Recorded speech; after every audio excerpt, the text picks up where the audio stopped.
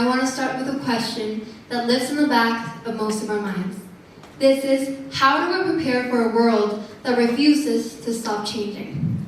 Right now, we're going through a shift unlike anything in human history. Because for most of our history, skills lasted decades. People developed traits either through academics or necessity. They practiced them and eventually retired with it. Generations survived on the same knowledge, but today, these skills expire every 2 to 5 years. This means one thing. Our world is developing faster than we do, because evolution is no longer biological, but rather cognitive. This sudden shift that struck our lives a few years ago changed the success indicators itself. Today, those who will thrive aren't the smartest, not even the strongest. It's the ones who can become someone new over and over again and embrace the changing world we now inhabit. The key to this transition is what researchers call adaptive quotient, or AQ. Think of it as the IQ of the new world, and the theme to which I will dedicate this talk. Some of you might be wondering the reason why I chose this topic, maybe due to its upcoming relevance, or maybe because I found it easy to relate to. How could I not? It affects society as a whole. However, the reason why I chose this topic roots from AQ being a constant in my life. Not only in the months of coming this very presentation, but throughout my existence in this planet. A trajectory in which I've made this skill a silent friend without even noticing. After changing cities every 3 to 4 years and studying in more than 7 different schools, it's safe to say my mind became a shapeshifter and my essence a chameleon.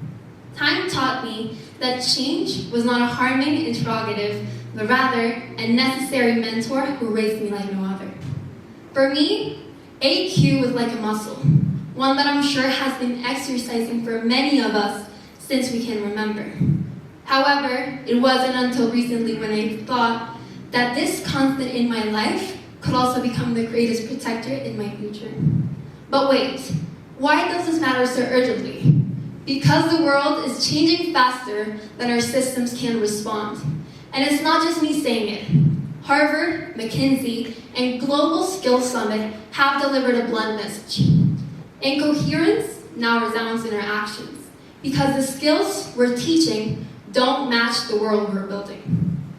And yes, instead of sticking to past formulas of success, we should be developing new skills like adaptability, critical thinking, and self-leadership. Not because these are nice, soft skills, but because they're the only ones that stay valuable when everything else changes. As the LinkedIn's global data expressed, adaptability has also become one of the fastest rising competencies entire industries aim for, while also leading recruitment firms found they prefer those who can pivot and reinvent their workflows. But in order to truly apply this IQ, it's vital to see the science behind it. Cognitive scientist James McClelland found something fascinating in his research. Humans adapt by transforming what they already know. Metamapping, in more exact terms, is the ability to repurpose mental models into something new. We all know people that can jump into unfamiliar tasks and figure them out quickly.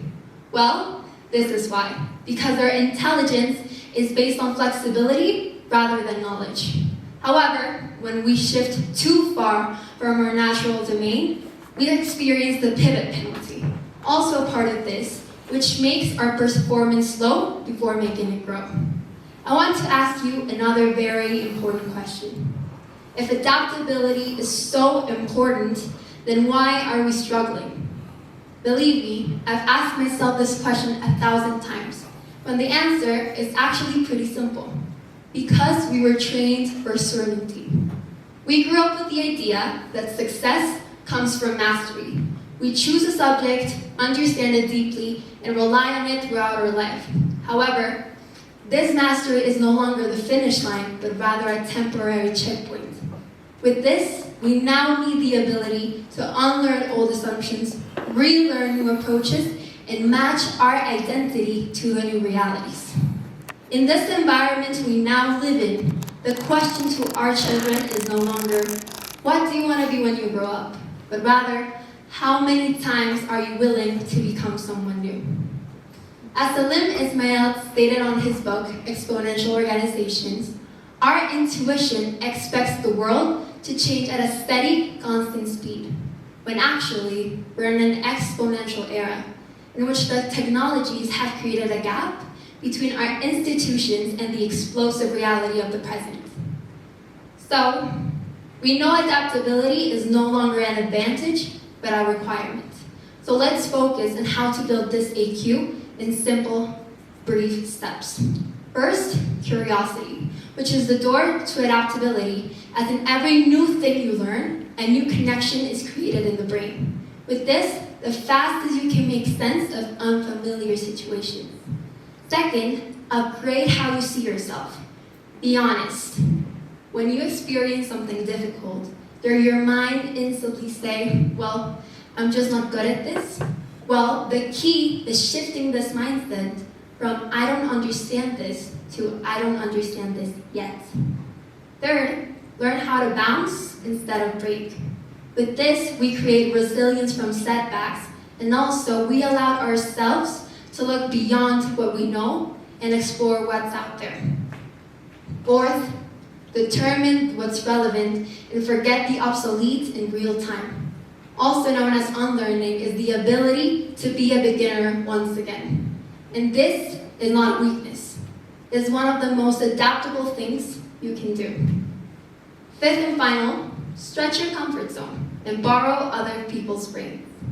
With this, it's important to put deliberately yourself in situations in which you don't have all the answers. Think for a second.